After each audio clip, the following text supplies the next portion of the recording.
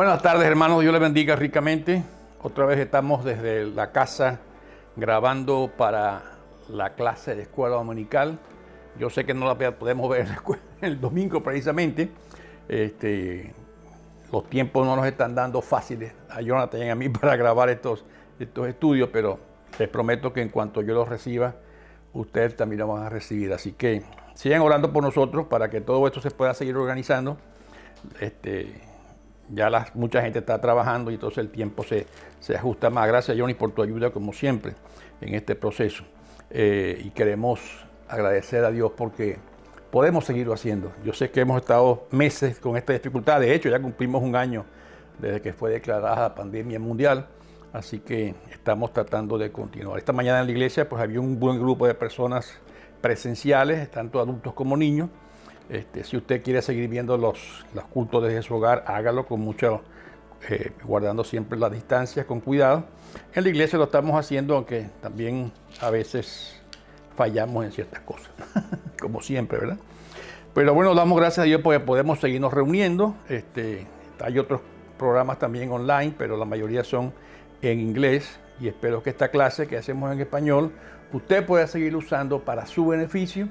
Y compártela con otros también para beneficio y bendición de otros. Así que aprovéchela al máximo, úsela, envíela a otros, anime a otros a verla en YouTube o en la misma página de la iglesia para que podamos tratar de usar esto para extender lo más posible su palabra entre nosotros. Yo sé que hay personas viéndola en otros países como Venezuela, Guatemala, Panamá también. Y queremos seguir llegando a mucha gente. Si sirve de algo, aprovéchelo. Si no sirve de nada, deséchelo, no hay ningún problema. A otro le podré servir. Como ya saben, la semana pasada terminamos el libro de Gálatas después de 20 y tantos capítulos. No capítulos de Gálatas, capítulos de estudio, porque algunos teníamos que dividirlo. Y la hermana Gladys, como siempre, atenta a las peticiones, nos confirmó que habíamos empezado Gálatas el día 26 de julio del año pasado, del 2020. Así que del 26 de julio hasta el domingo pasado, sólidamente y con mucho detalle estudiamos Gálatas y hoy nos toca comenzar un nuevo libro y espero que también sea de mucha bendición. Es un libro hermoso, el libro de Filipenses, otra carta del apóstol Pablo, escrita a la iglesia de Filipo, que yo creo que va a ser también de muchísima bendición. Hoy vamos a tratar de hacer una pequeña introducción a la carta y quizás comenzar con la primera parte del capítulo 1. No sé si podemos avanzar mucho porque es bastante el material que tenemos, pero vamos a intentarlo. Yo siempre trato de mantener estas clases entre media hora, 40 minutos, para que no se hagan muy pesado y muy cargado, ¿verdad? Para todos poder verlo.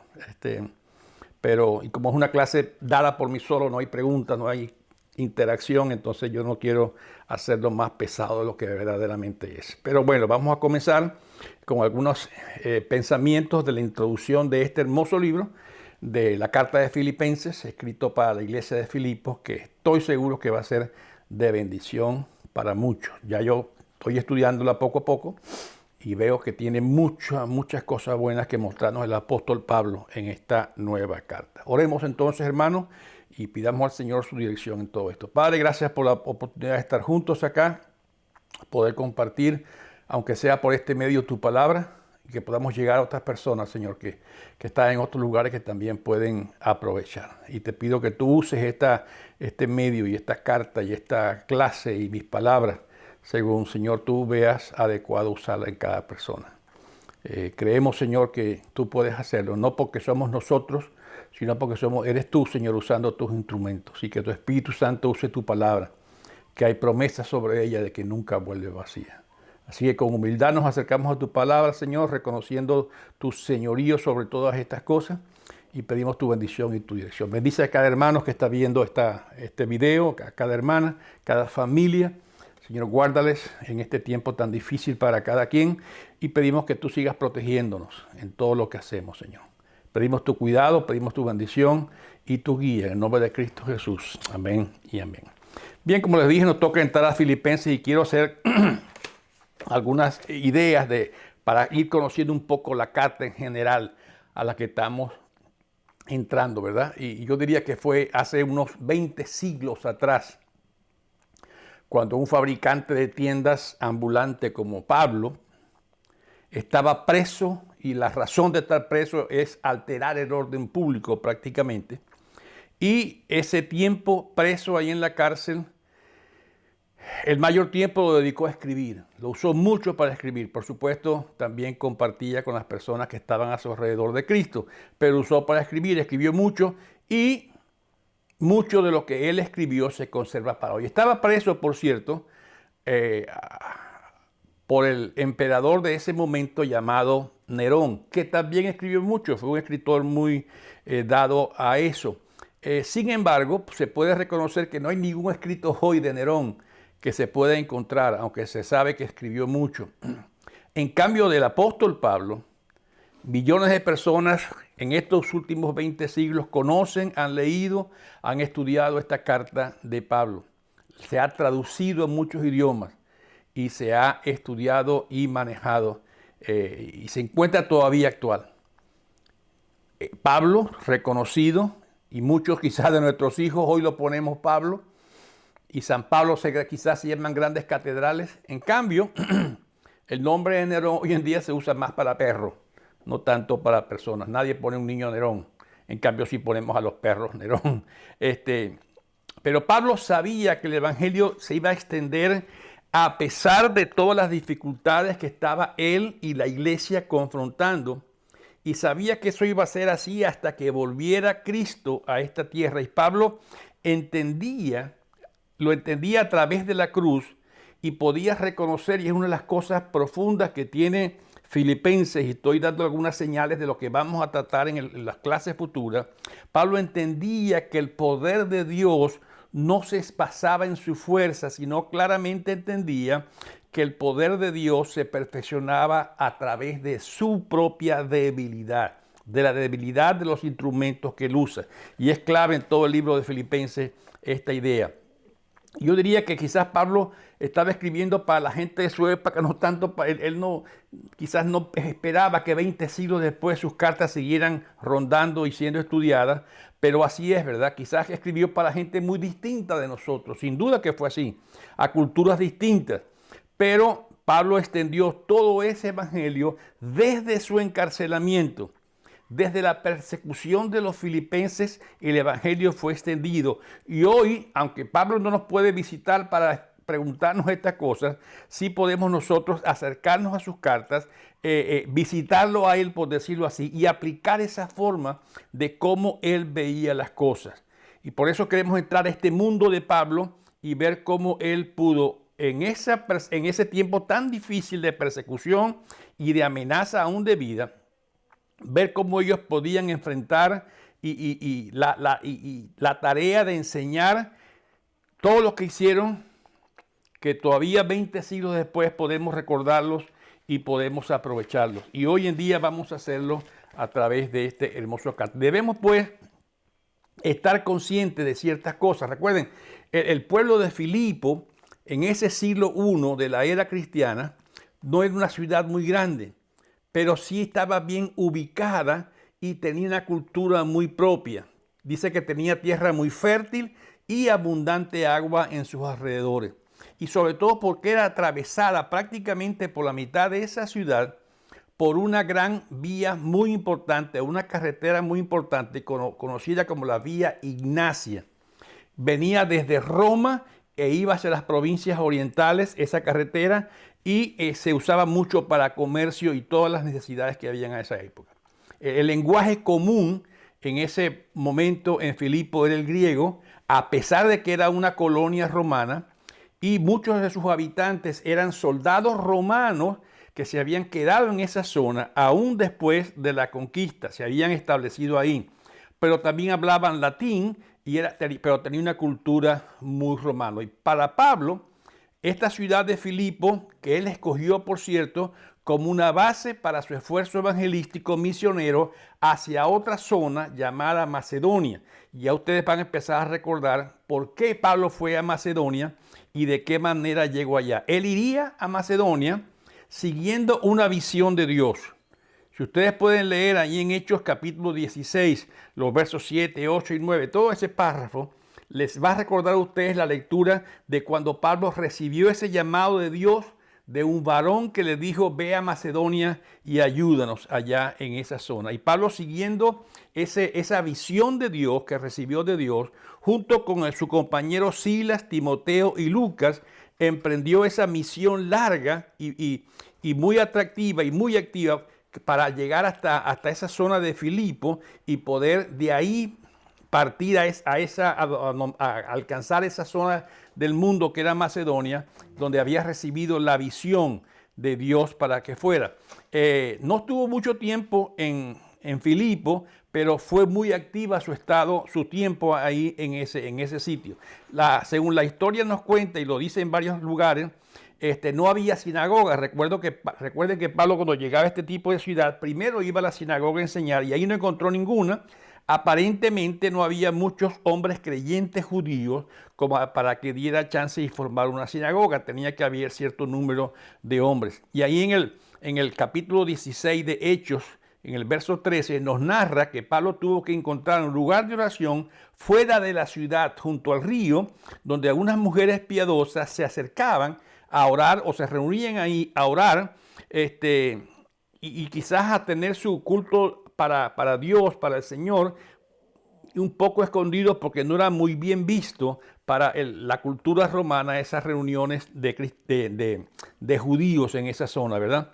Ahí hubo varios incidentes, por cierto, en esa ciudad de Filipo, si ustedes recuerdan y pueden buscar en sus Biblias con tiempo, el capítulo 16 de Hechos, los versos 20 y 21, tuvo encuentros cuando sanó una muchacha que tenía un espíritu de adivinación y los mismos hombres dueños de la muchacha, porque era una esclava, lo acusaron del desorden, lo acusaron de varias cosas que fue parte de porque estaba preso, ¿verdad? Hubo mucha persecución. Si siguen leyendo el capítulo 16 de Hechos, los versos 22 al 24, hablan de otro tipo de persecución que estaban ahí sufriendo. Y había por decir así, tenía que marcharse y era un grupo fuerte que él tenía que dejar ahí y lo hizo.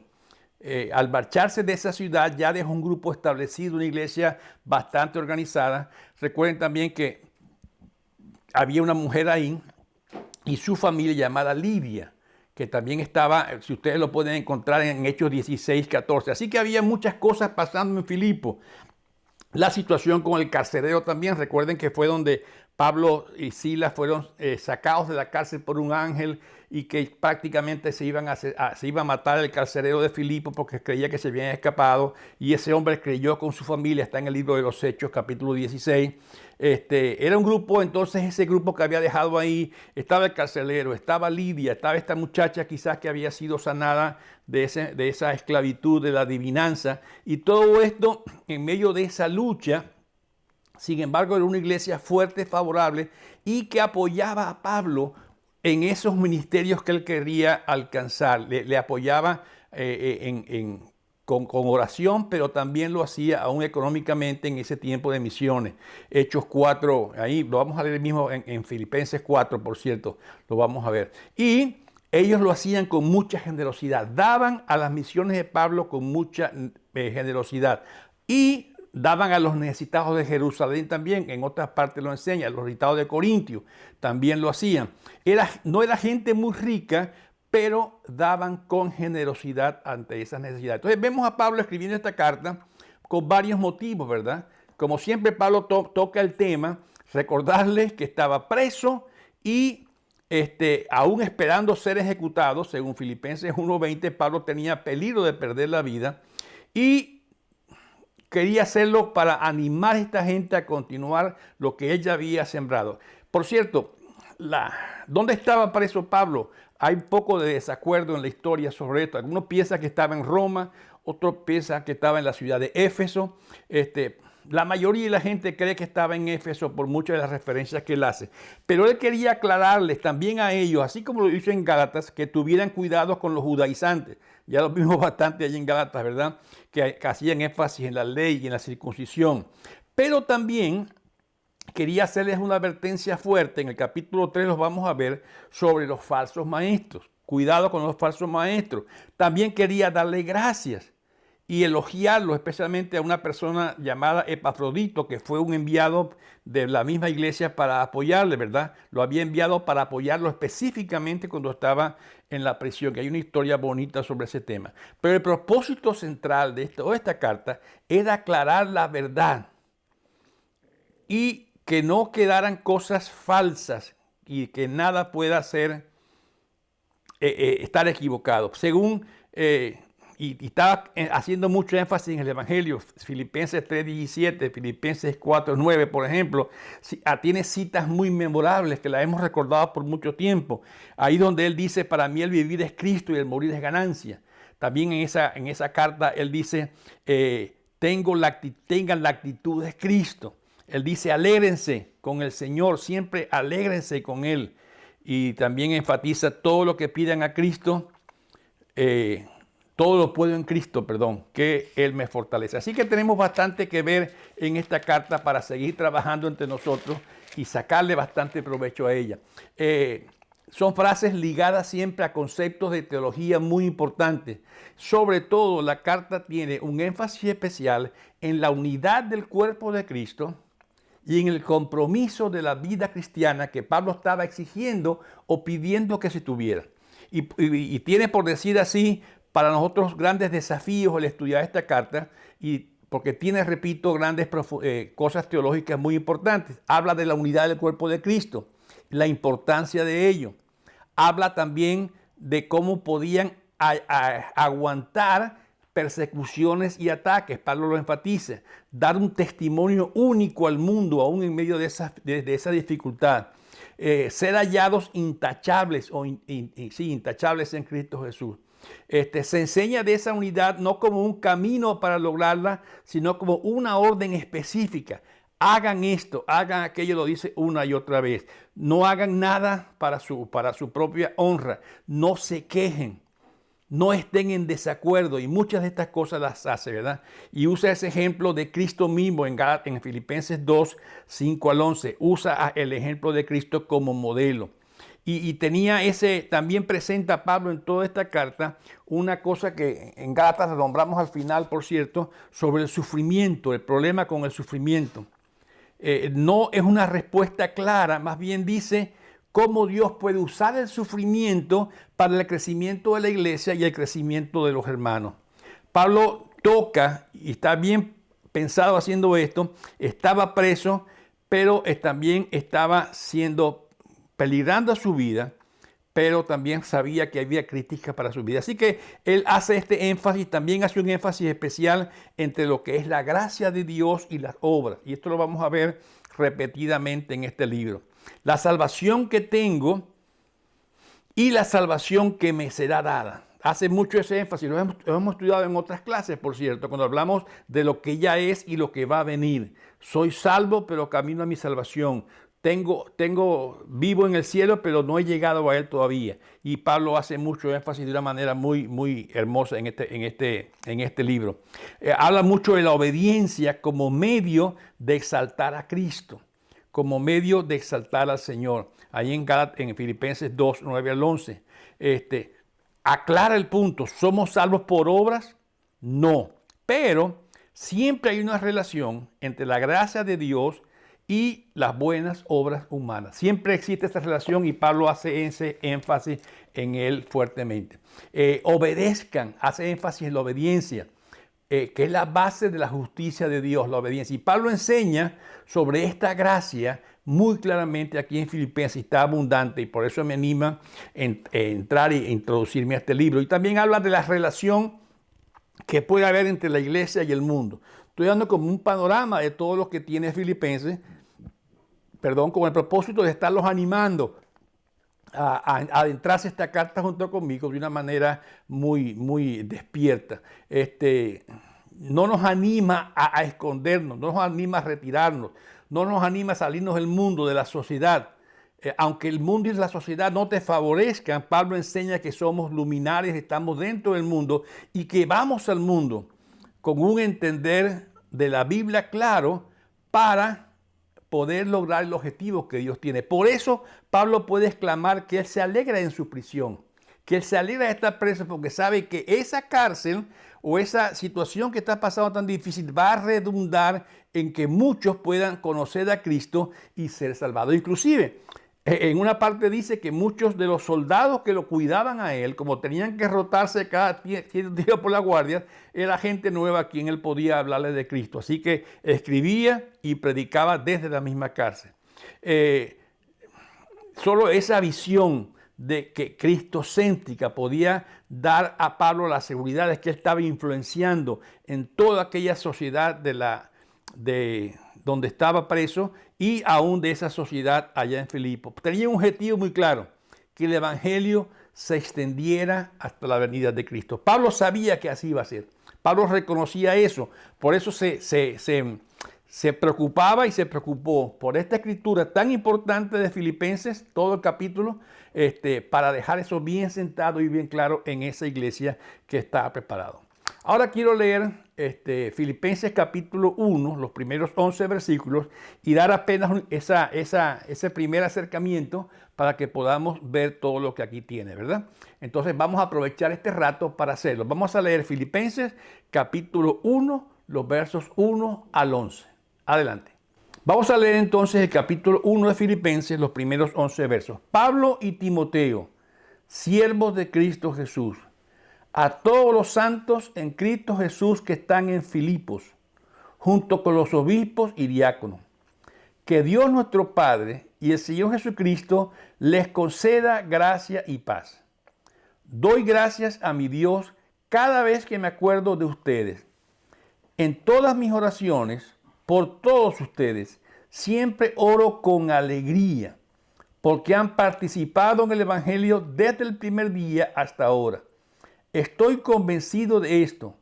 El que comenzó tan buena obra en ustedes, la irá perfeccionando hasta el día de Cristo Jesús.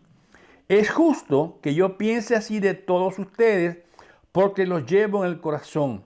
Pues ya sea que me encuentre preso o defendiendo y confirmando el Evangelio, todos ustedes participan conmigo de la gracia que Dios me ha dado. Dios es testigo de cuánto los quiero a todos con el entrañable amor de Cristo Jesús. Esto es lo que pido en oración, que el amor de ustedes abunde cada vez más en conocimiento y en buen juicio, para que disciernan lo que es mejor y sean puros e irreprochables para el día de Cristo, llenos del fruto de justicia que se produce por medio de Jesucristo, para la gloria y la alabanza de Dios. Aquí están con ustedes los primeros 11 versos de esta carta, y es muy interesante cómo Pablo escribe esta carta, que ha sido un encabezado, por cierto, muy común de las cartas de aquella época. Sigue esas costumbres de poder saludar y todo esto, pero usa esa forma para presentar quizás los temas principales. Pablo es muy audaz para escribir y muy inteligente, y desde un principio empieza como a lanzar las líneas de las doctrinas que él va a querer estar presentando en toda la carta. Ahí vamos a ver varias de ellas. Usa para presentar esas futuras temas principales que va a desarrollar. Busca fortalecerlos, lo hace con mucha cortesía, los felicita y los guía para entender mucho de lo que va a explicar. Y yo diría que se puede dividir este párrafo en 3 párrafos más pequeños. Las primeras dos, versículos 1 y 2, en ese saludo tan especial que le da, ya lo vamos a detallar un poquito en el tiempo que nos queda. Luego hace una acción de gracias, de oración entre el 3 y el 8. Y luego hace también una oración de intercesión por lo que va a pasar del 9 al 11 más o menos. Así que vamos a ver con detalle estas 3 partes y estudiarlos. Repito, no podemos avanzar mucho hoy. Ya tenemos casi 25 minutos de clase, así que podemos introducir apenas este capítulo, pero lo vamos a hacer con más cuidado en las próximas semanas. Usa estos principios y especialmente se ve ahí en los versos 1 y 2. Voy a leerlo de nuevo para ustedes. Filipenses 1 y 2. Pablo y Timoteo, siervos de Cristo Jesús, a todos los santos en Cristo Jesús que están en Filipos, junto con los obispos y diáconos. Que Dios nuestro Padre y el Señor Jesucristo les conceda gracia y paz. Y vemos estos principios. ¿Cuál es el principio? El principio de humildad, el principio de unidad, el principio de santidad. Cuando él usa su nombre y el de Timoteo, los usa haciendo un énfasis especial diciendo claramente, siervos de Cristo. No usa ni siquiera su título, por decir así, de apóstol, sino que esa palabra siervo que él usa ahí tiene que ver mucho con el significado de esclavo, esclavo de Cristo. Y denota mucha humildad y dispuestos, dice, a servir a Cristo, a estar esclavos bajo Cristo para estarle dando la gloria y la honra a Él. No menciona, repito, el término apóstol para hacerse él consciente de que su posición ante ellos es un siervo de Cristo. Y luego también se dirige a los creyentes de Filipo. Los llama santos a todos los santos en Cristo Jesús de Filipo. Y luego hace otros dos énfasis más cuando él dice, junto con sus obispos y con sus diáconos. Está reconociendo, por decir así, que se dirige a todos, pero a la vez lo hace en especial a los líderes y usa sus títulos oficiales muy específicos. Los llama santos, que son un pueblo llamado, un pueblo escogido, un pueblo separado por Dios, y eso va a traer responsabilidades éticas sobre ellos. Y Pablo enfatiza a estos dos grupos, obispos y diáconos, como el liderazgo de la iglesia a quien él está apoyando y a quien él está soportando. Pablo, no obstante, él y Timoteo tiene que enfatizar el papel de siervo y honra a aquellos líderes que se han ganado esos puestos en la iglesia con su integridad y se interesa, por decir así, por ellos. Y así espera que ellos también se comporten con otros. Si ustedes ven, por ejemplo, en el capítulo 2 de Filipenses, en el verso 14, él hace un énfasis aquí, hagan todo sin quejas ni contiendas. Y hace ese énfasis muy importante.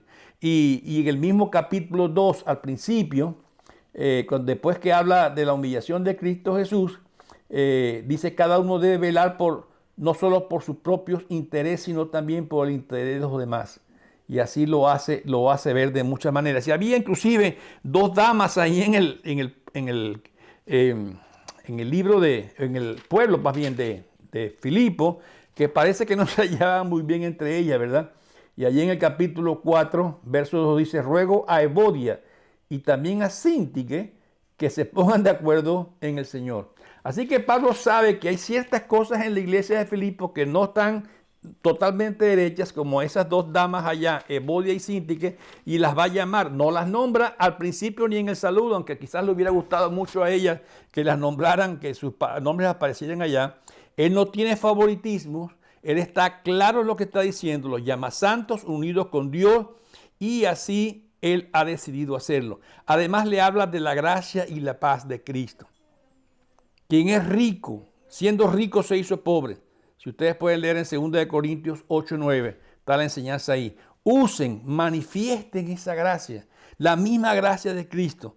Cristo es nuestro mayor ejemplo de bondad. Siendo rico se hizo pobre, siendo Dios se hizo hombre, siendo santo cargó nuestro pecado en la cruz. Y el pastor hoy en la iglesia, por cierto, tuvo un mensaje muy, muy especial sobre ese tema. Cristo, 100% Dios, 100% hombre, se hizo prácticamente, como Martín Lutero lo dijo, y el pastor lo repitió esta mañana, el mayor pecador, porque no tenía solo su pecado, que no tuvo pecado personal, como todos lo tenemos. Cristo no lo tuvo, pero él cargó el pecado de todo el mundo. De hombres tan malos, mujeres tan malas que ha habido, Cristo cargó el pecado de todos. Por eso Pablo dice, usen esa gracia de Cristo, que es nuestro mayor ejemplo. Tengan paz, tengan reconciliación. Dios y ustedes, reconcíliense entre ustedes mismos usando esa gracia, esa paz. Da un énfasis muy hermoso también por la gratitud en la colaboración, de ahí del 13 en adelante, ¿verdad? Hasta el 8. Da gracias a Dios por ustedes. ¿Por qué? Intercede por ellos porque lo hacen muchas veces. Dice claramente, oro con alegría, mostrando el afecto que le tienen, ¿verdad? Doy gracias a Dios cada vez que me acuerdo de ustedes, en todas mis oraciones, por todos ustedes. Siempre oro con alegría. Qué bueno que Pablo podía recordar a sus hermanos en este momento con alegría. Y trae ese tema. Cristo es nuestra razón de gozo. Por lo tanto, el creyente es alguien que muestra el gozo. Y así se los pide, así se lo va a recordar una y otra vez durante toda la carta. El gozo no es el resultado de la circunstancia en que yo vivo. Tengan cuidado, recuerden, Pablo estaba preso. Repito la frase, el gozo no es el resultado de la circunstancia que estoy viviendo, sea buena o sea mala. Él ve el evangelio, cómo está avanzando, a pesar de la persecución, sabe que Dios está obrando en y a través de ustedes y los toma como colaboradores conmigo. Desde esta provincia ha dado apoyo práctico, ayuda, que es una buena señal, por cierto. Ahí lo va a decir un poco más adelante en el capítulo 4. Va a hacer ese énfasis especial en la ayuda que ellos daban como señal de su vida cristiana. Dicen que podían hacer un apoyo continuo, constante, perseverante. Sin ser ricos, desde su pobreza podían hacerlo. Se gozan en Dios. ¿Por qué? Porque Dios va a completar la obra. Él va a hacer la obra. Miren lo que dice ahí precisamente en ese versículo 6, ¿verdad? Estoy convencido de esto. El que comenzó tan buena obra en ustedes, la irá perfeccionando hasta el día de Cristo. Pablo sabía que todo esto que le estaba haciendo en la iglesia de Filipo y en los miembros de esa iglesia era una obra no de él, era una obra de Dios y Dios mismo se había comprometido en completarla. A veces somos impacientes y le pedimos quizás a Dios que haga más rápido la obra, pero recuerden, la obra es de Él. Repito el versículo 6, estoy convencido de esto. El que comenzó tan buena obra en ustedes, la irá perfeccionando hasta el día de Cristo Jesús. Y quizás es un consuelo para los pastores y líderes de iglesia, que a veces se está viendo la situación de cada hermano y lo difícil que es para ellos crecer y las dificultades que pueden confrontar y todas estas cosas, saber que Dios se ha comprometido a que la obra que Él comenzó, la va a llevar hasta el final. Dice, me gozo en eso porque Dios va a completar la obra. Él lo hará, no tú líder, no tú pastor. No están completos aún, sí es cierto, pero Dios se encargará de completar esa obra. Es una obra que está en crecimiento. Aunque ya nos dio la salvación, caminamos también para lograr y vivir en esa salvación. Toda obra de fe va a ser completada. Yo diría que aquí podemos gritar un aleluya, ¿verdad? Porque Dios no se va a quedar sin completar su obra. El punto es, hermano, Dios no ha terminado conmigo, ni contigo. Dios sigue obrando en tu vida. Y hay esas cosas que a veces te cargan y dices, ¿por qué pasa esto si yo soy cristiano? Recuerda, Dios está haciendo una obra. Y Pablo intercede por ellos en esos versos 9 al 11. Les pide que crezcan espiritualmente. Dios recibe la gloria cuando esto pasa. Que busquen el conocimiento y hace énfasis en el buen juicio. Interesante esos versos ahí 9 al 11, ¿verdad? Esto es lo que pido en oración, que el amor de ustedes abunde cada vez más en conocimiento y en buen juicio, en conocimiento de discernir lo que necesitan, en buen juicio de decidir, de percibir lo que es correcto y lo que es incorrecto. Recuerden la enseñanza de Gálatas. Tenemos la guía del Espíritu Santo y que podamos, Pablo está diciendo que ustedes pueden dejarse guiar, aún en situaciones que no saben la respuesta inmediatamente, que puedan dejarse guiar por el Espíritu. Recuerden, ahora tenemos al Espíritu Santo dentro de nosotros, que mora en nosotros.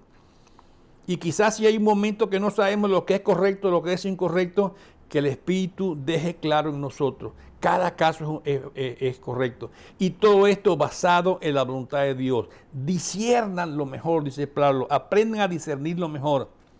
Lo que realmente vale, lo que realmente importa y lo que no importa. Así pues, que puedan ser puros, que puedan ser irreprochables hasta el final y lleven frutos de justicia. Más o menos esta es la introducción a esta carta que Pablo está haciendo con mucha delicadeza y él lo hace pensando en esa teología práctica de lo que él está haciendo, ¿verdad? Santos en la unidad, Pablo lo usa a Cristo como modelo y les da ánimo por esa participación en el Evangelio, en sus misiones y de todo lo que él está haciendo. Hermanos, tenemos mucho más que aprender de esta carta.